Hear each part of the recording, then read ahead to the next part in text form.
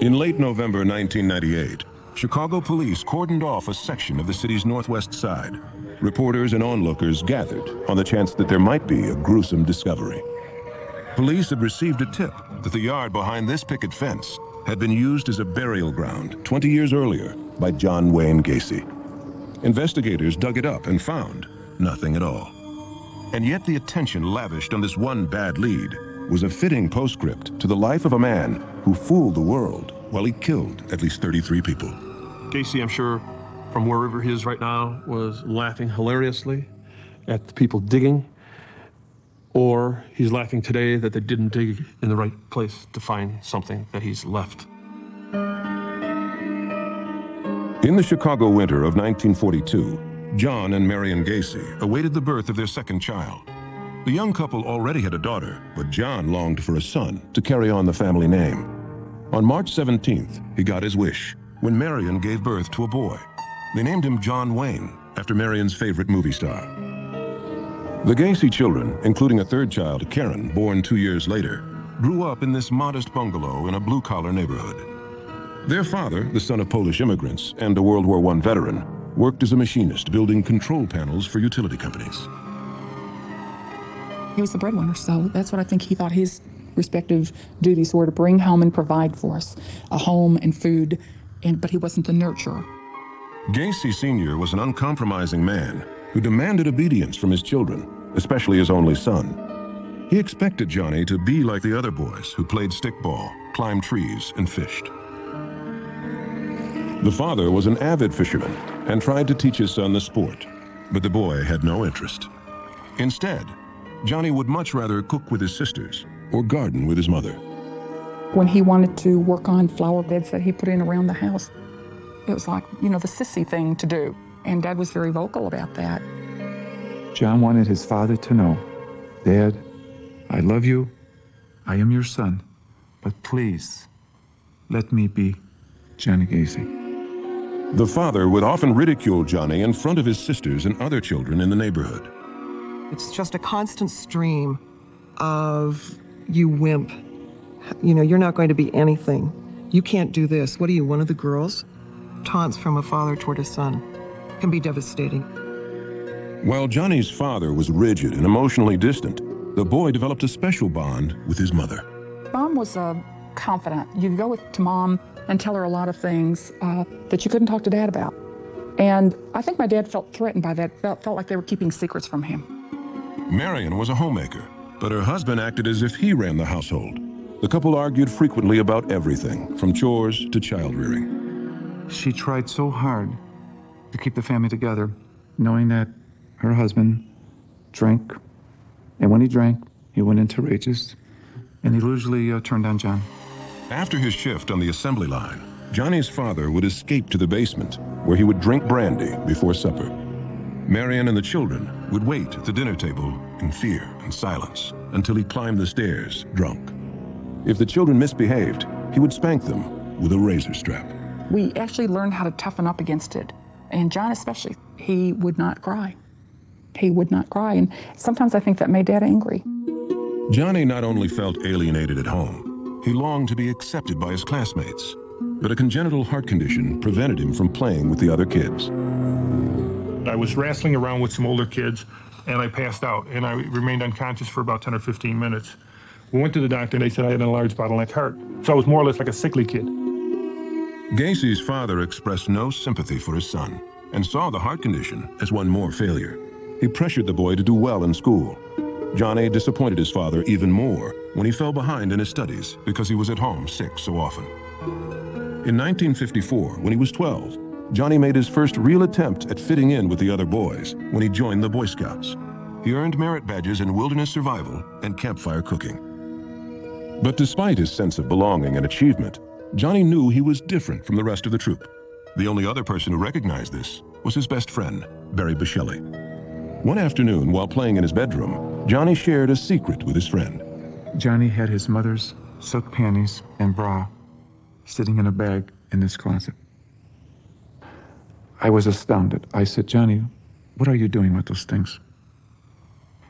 And he said to me, I wonder if I ever dressed up as a woman, how I would look. Young Gacy was deeply confused about his sexuality, but there was no one to help him, so he buried his secret deep inside.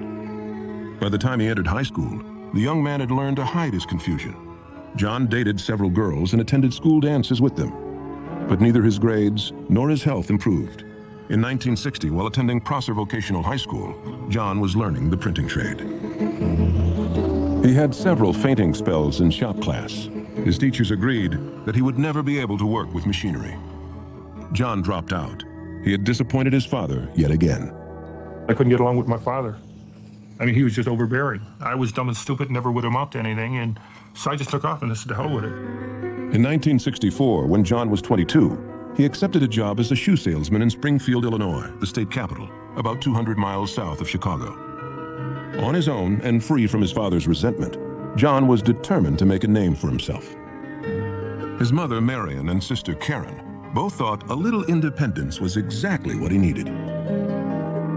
That was John's, I hate to say the word salvation, but I think that that's where he came alive. He became himself. Gacy craved acceptance and found it through volunteer work with the Junior Chamber of Commerce, better known as the JCs. Working harder than he ever did in school, Gacy organized anti-litter campaigns and booked speakers for sex education classes in the public schools. Soon, John found himself hobnobbing with politicians, including on several occasions, Illinois Governor Otto Kerner. He was always very eager to volunteer to do anything at all. Whatever came up, he was eager to do. But he also, at the same time, wanted to make sure that he got his name in the paper or some recognition of some kind. In February 1964, Gacy began dating a shy bookkeeper who worked with him at the shoe store, named Marlene Myers. Marlene's family was better off than his own, and John saw the relationship as another avenue for him to get ahead. That September, the couple married. The following year, his new wife became pregnant. They were real excited about the baby coming, and John was just really, I mean, he just gleamed the real proud father thing. You know, he just glowed. John was thrilled with the prospect of becoming a father, but the yearnings he had repressed as a boy were forcing their way back to the surface. On February 24th, 1966, while Marlene was in labor in the hospital, John was at a bar with a male coworker. We went to his house, and instead of having coffee, we had a couple more drinks, and I must have passed out. I woke up, laying on his bed with no clothes on.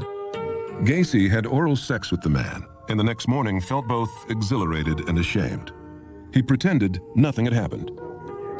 He rushed to the hospital to see his wife and his newborn son, Michael. He was such a good father when Michael was born. He was very nurturing, and he'd kiss him and he'd hold him, and he didn't learn that, I know. So it was just like a natural thing to him. John's parents came down from Chicago to meet their grandson. For the first time, John saw pride in his father's eyes. He was happy when he saw my brother settle down and get married and have a family. He was happy. It was like John reached the ultimate with that it was okay. He got through all of that, and now he's a family man. Gacy seemed to have everything he wanted: a family, a good job, and a new relationship with his father. But over the next 2 years, the real John Wayne Gacy would be revealed. By the mid-1960s, John Wayne Gacy had made a name for himself as a young civic leader in Springfield, Illinois, and by all accounts had a promising future. But the ambitious family man was hiding a sexual compulsion that threatened to ruin him. In 1966, John, his wife Marlene, and their infant son moved to Waterloo, Iowa, a small town about 100 miles north of Des Moines. John's father-in-law owned 3 Kentucky Fried Chicken restaurants in Waterloo. Business was booming, and he needed a manager. So, at 24, his son-in-law began learning the restaurant business. John loved being the boss and insisted that his employees and friends call him Colonel. He wanted to be able to control people. He loved the idea that he could tell people, this is what I want you to do. I'm the boss. John put in 16-hour days, but his commitment to the JCs never faltered. He was soon considered the most valuable new member in the Waterloo chapter. I think probably it's just John's personality. He was very ambitious and wanted to be loved by everybody and liked by everybody and accepted, and it was just his way. Local JC President Charles Hill was impressed with John's charm and powers of persuasion. The JCs appointed him chairman of their membership drive. And talk about a membership chairman that no holds barred. I mean, he just did everything he could do to get new members, and he did it. He did the job. Gacy lured men into joining the JCs by inviting them to the Clayton House Motel, where he screened illegal stag films and hosted orgies with prostitutes. In one evening, he signed up 20 new members. John's sexual romps also carried over into his marriage, with the full participation of his wife, Marlene. After an evening out, they would often swap spouses with other couples. When John's sister Karen came in from Chicago for a visit, her brother and sister-in-law revealed their little bedroom secrets. He said, sometimes we don't always go home with the same persons we came with. I really thought it was a joke, but when it came time to go home, he took somebody else home to their house. That was the first time I felt I didn't know my brother, that I didn't know him. And I definitely, you can imagine how my thoughts diminished about this sister-in-law. The Waterloo JCs knew all about John's sexual escapades, but that didn't keep him from earning enough votes to win the JC vice presidency and being honored as their Man of the Year. By 1967, he was a shoo-in for JC president and the father of another child named Christine. Yet there was a side to Gacy that his family and cronies had never seen, an insatiable lust for teenage boys. One afternoon, while Marlene and the kids were away, John invited over 15-year-old Donald Voorhees, whose father was a JC and an Iowa state senator. Gacy asked the teenager if he had ever watched a stag film. When he said no, John set up the projector in his basement. He got Donald drunk to lower his inhibitions, then forced himself on the boy. Young Voorhees engaged in oral sex with Gacy. Afterwards, John hinted that he had mob connections back in Chicago. He threatened the teenager and paid him $50 for his silence. The kid, over the next period of time, just was beside himself, couldn't do anything, did not go to the police right away, felt, as Gacy had said, that in fact nobody would believe him. In March 1968, the teenager finally broke down and revealed everything to his family. His parents pressed charges against Gacy, who was arrested and charged with sodomy. Well, Gacy took the charges out there terribly. He was at first very, very vigilant in his protection of himself and his family. He was one of these, it was one-on-one. It wasn't me who did this. I wouldn't have done it. The kid's a liar. Gacy was convinced he could outsmart his accusers and insisted he be given a lie detector test. He failed. Investigators even joked that the only truthful answer came when he was asked his name. He felt that his world had crumbled. People would see him coming, they didn't want to be around him. And I think it drastically affected his personality. During the investigation, other teenage boys came forward with allegations of sexual abuse. Gacy pleaded guilty to the sodomy charge, but insisted that 15-year-old Voorhees willingly engaged in oral sex with him. This young individual made the charge at me. He claims that he was sexually abused by me. And in essence, he was blackmailing me for it. Now, what it boiled down to was oral copulation. And it was consensual. The judge didn't see it that way and gave Gacy the maximum sentence, 10 years at the state penitentiary in Anamosa. He would never see his wife Marlene or his children again. Gacy arrived at the prison in December 1968. It's like he accepted it, like I did the crime so I get the time. And I mean, he didn't say anything, but just, he didn't break down. Again, he didn't cry. He did not cry. We all cried, including my father. Even behind bars, Gacy aggressively pursued all of the social outlets available to him. He not only made friends with fellow prisoners, but he mingled with the guards, social workers, and even the warden. Within 8 months, Gacy landed a job as head cook in the prison kitchen. He loved trying out new recipes for the inmates. I can say unreservedly that the quality of the food improved dramatically. One thing John was a very, very, very fine cook. And he understood something that traditionally folks who cook in prisons don't understand. He understood the use of spices. In December 1969, a TV film crew visited the prison to shoot a segment called Christmas at Anamosa.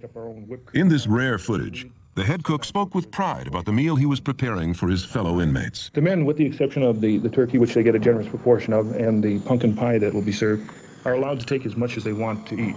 The only requirement is that you eat what you take. After his interview, Gacy joined the prison choir in singing a carol. But this holiday season would be John's worst. Back in Chicago, his father was battling cirrhosis of the liver. On Christmas morning, John Stanley Gacy died. The news devastated his son. He was convinced that his father died of shame over his sodomy conviction. He felt like he stripped him of any dignity. He was remorseful about that, that he disappointed him in such a way that it killed him. And a lot of times we'd sit and we'd talk, and I'd say, John, you didn't. It was a disease. Dad's drinking is what created his death. Gacy's grief quickly turned to rage, which he took out on inmates he suspected were gay. One afternoon while walking back to his cell, he spotted two prisoners having oral sex. Gacy kicked one of the men in the face, then returned to his cell. There was someone who was struggling with an inner demon that did not have to do with hating homosexuals, but with being attracted to them. And John hated prison every day that he was there. After his father's death, a lot of hates, including that one, became much more powerful in his personality. On June 18, 1970, prison officials released him on good behavior. He had served 16 months of his 10-year sentence. John returned to his hometown, Chicago, alone, and let his family there know that he was determined to start a new life. Gacy moved in with his recently widowed mother and got a job as a short-order cook. John worked hard and stashed away every penny he made. It's like he couldn't rest. Something definitely was driving him. And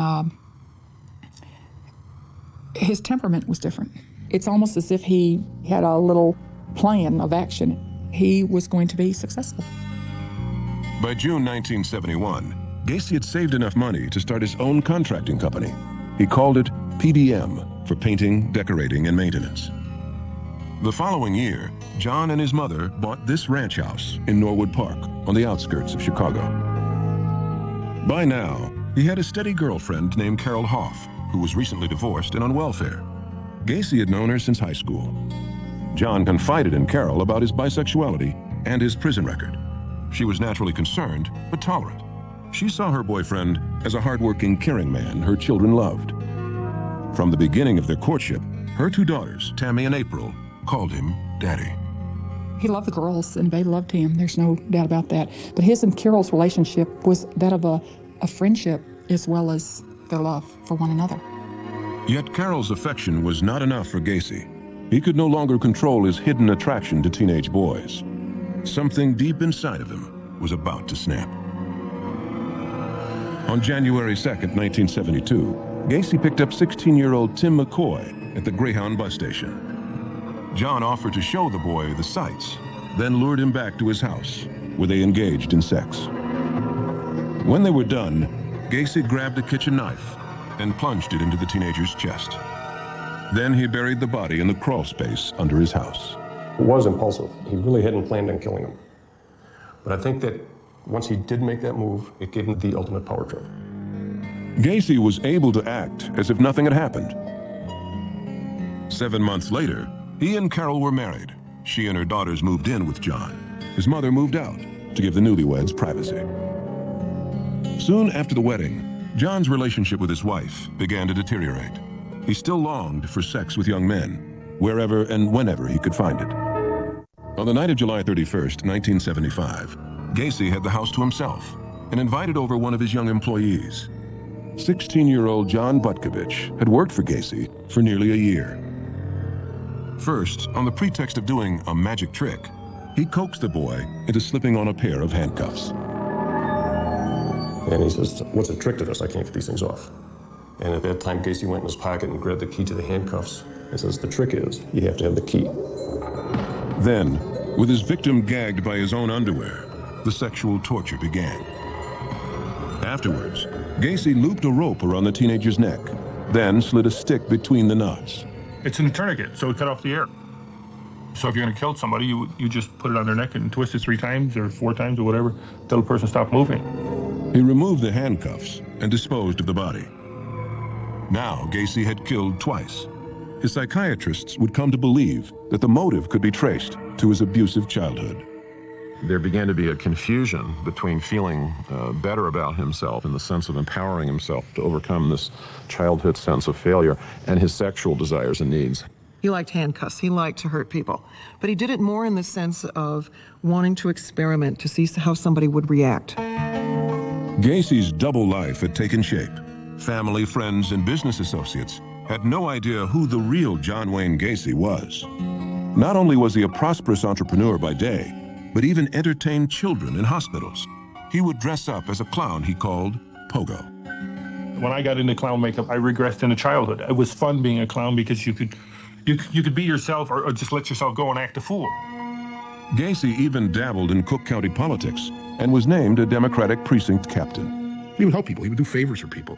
The old-fashioned precinct captain, if they needed something, a garbage can or something, he'd get it, a Christmas tree, he'd get it for them. If they needed construction work, he would do it. He'd have somebody do it for them. Everybody knew John Gacy. He knew everybody in his precinct. But Gacy's hectic schedule was taking its toll on his marriage. He had stopped having sex with his wife, Carol, and they bickered constantly. One afternoon in 1975, John berated Carol for spending too much money. After 3 years of marriage with him, she filed for divorce and soon left the house with her daughters. Now single again, the 33-year-old Gacy was like a wild beast uncaged. With no wife and children to look after, he resumed his hunt for young men. Gacy would abduct teenage boys, sometimes at gunpoint, and drive them back to his suburban house, where he would rape and kill them. But he was growing tired of digging holes in his crawl space. He wanted graves readily available. Gacy hired an unsuspecting employee, David Cram, to trench for piping and instructed him to break ground only in the areas he had marked. He would lay out the trench. All right, this is where you dig, this is where you dig. Don't vary from the path. And there was also comments about the time factor.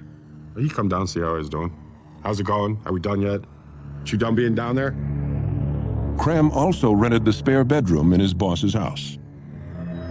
He returned home one night and found Gacy drunk and dressed in his clown costume. Gacy invited Cram to join him for a drink. The men had a few Mai Tais, then Gacy tricked Cram into the handcuffs. He's laughing, ha ha ha, you know, just like a little kid. You know, and again, I'm standing there looking at a clown in a clown suit, laughing at me because I'm locked up. And he's like, poking me. Does it bother you? Huh? Does that bother you? Huh? So I told him, I said, if you don't take these off, I'm going to kick your ass. The teenager then saw a side of his boss that few ever lived to tell about. It was just like a light switch went off in the middle of a conversation, in the middle of a sentence, in the middle of a thought. He just starts growling like a mad dog.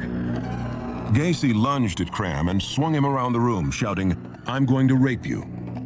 Despite the handcuffs, Cram was able to push Gacy to the ground. He somehow managed to grab the key and escape to his room. David Cram moved out. Others were not so lucky. By the end of 1977, Gacy had killed 19 young men in his home, all the while carefully maintaining his double life. In May 1978, he was back in the limelight, organizing the Polish Independence Day Parade in Chicago. The guest of honor was none other than First Lady Rosalind Carter. At a function that evening, the serial killer mingled just inches from the president's wife. By December, Gacy was committing a murder every 2 or 3 weeks. He showed no signs of stopping until an investigation into a missing youth would lead police to Gacy's front door. By 1978, 36-year-old John Wayne Gacy had sexually tortured and killed 32 young men. He had not only managed to cover up his crimes, but to keep up his status as a businessman and community leader in Chicago. On December 11th, Gacy met with a client of his contracting company at the Nissan Pharmacy in suburban Des Plaines. Gacy was bidding on a remodeling job. Around closing time, he abducted 15-year-old Rob Peast, who worked at the drugstore. Gacy had lured him into the car with the promise of a better-paying job with his company. The teenager was never seen alive again. He became Gacy's 33rd victim. The next day, after witnesses at the pharmacy said Peast was last seen with Gacy, police questioned him about the boy's disappearance. He would say, "I was in the drugstore, but I never saw him. You got the wrong guy." It was always, "I'll cooperate.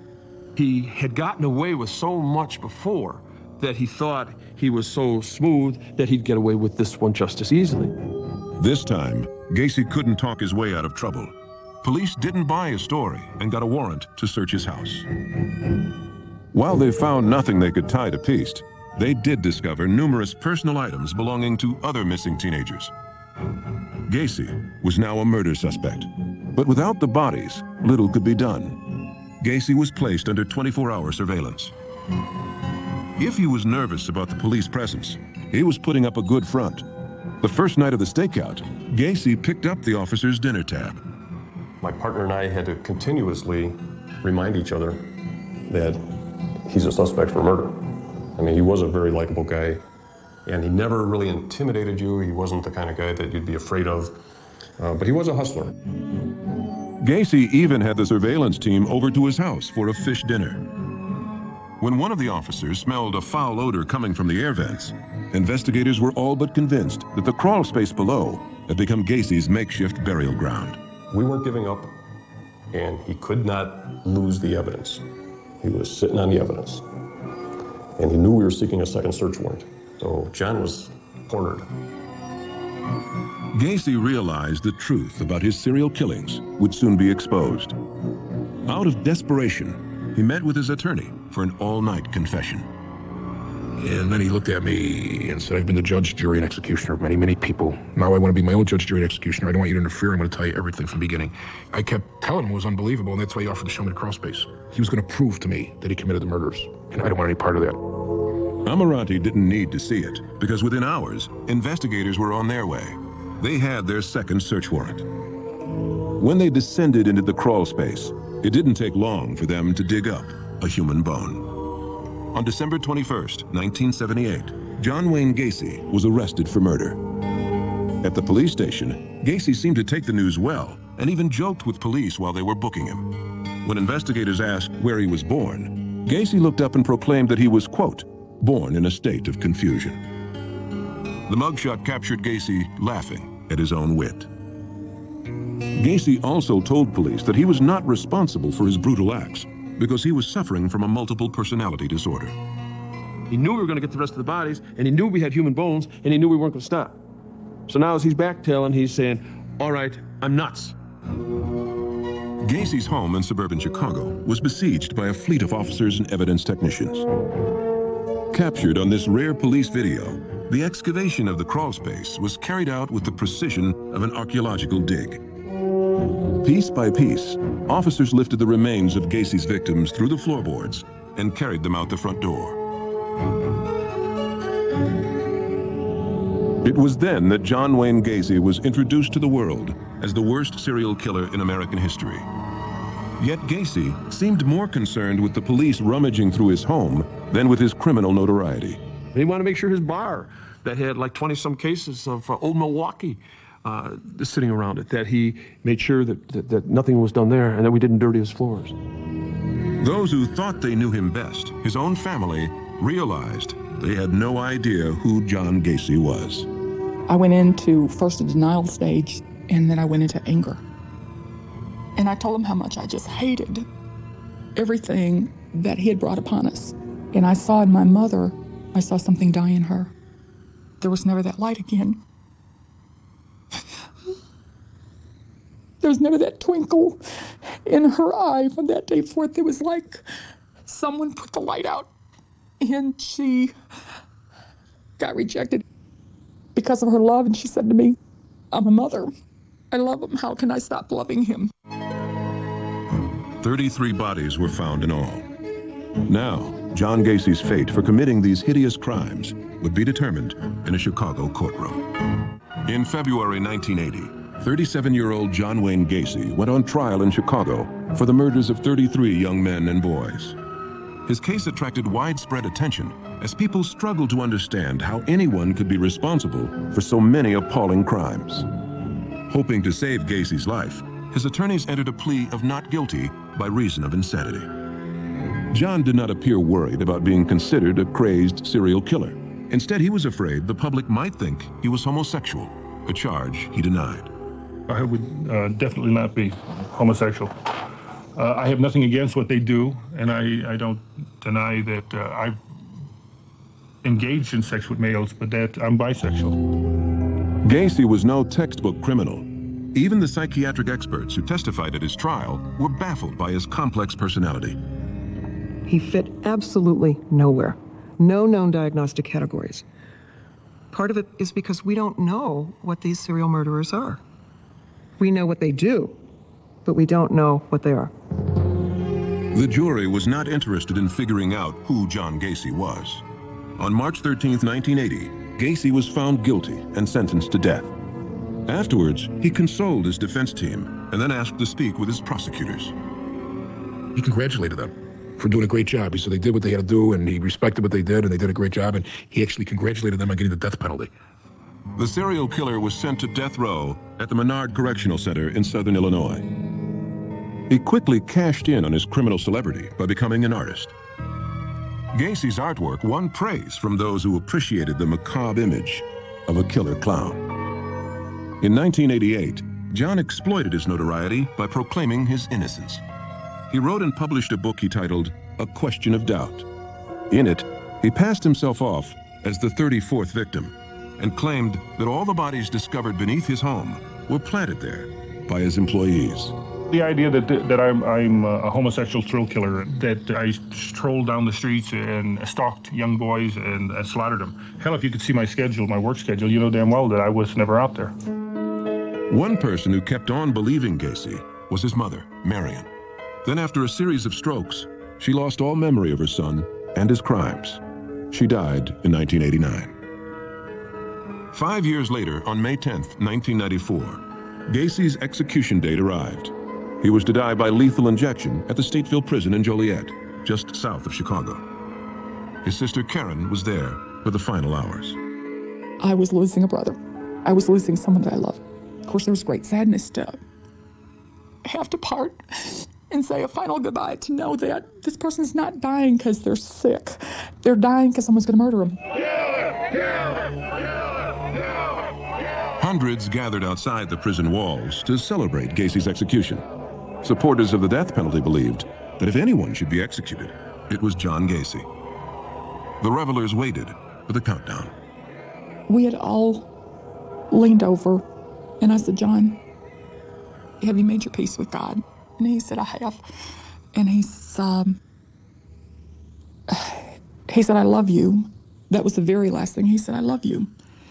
And I told him the same thing, that I loved him.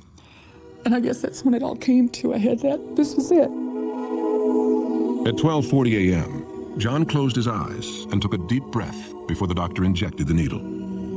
18 minutes later, 52-year-old John Wayne Gacy was dead. At 3 a.m., his body was secretly transported to a nearby hospital where Dr. Helen Morrison, a forensic psychiatrist, waited to extract Gacy's brain. There are so many questions, basically, that come up. What happened prenatally? What happened in the development? What happened to the brain? Can we start doing some human experimentation? Dr. Morrison thought Gacy's brain might show signs of abnormality that could possibly explain his actions. Yet, after examining it, she found nothing. No biological evidence that shed light on Gacy's severe psychological problem, leaving the world with an enduring mystery. I believe, and continue to believe, that what we don't know about John Gacy is more vast than we will ever imagine in my lifetime or in yours. When he was good, John, he was the best of good, and he had a high drive for success. But when he was bad, he was the worst of evil, and he had a high drive for destruction. Johnny didn't even know who Johnny was. Johnny was playing a role, like on a stage. Various parts. Maybe he would have been what he wanted to be. That governor, that politician, that senator. You know, we talk here of all these things. He had the capability. None of it makes sense. For his character, for everything we knew about him, I just can't picture that his sexual appetite got so much out of control. I don't think we ever know the person. I really don't. I don't think there's any way you can ever know what's going on through another person. And it's kind of scary to think that we don't know. I mean, we just really don't know.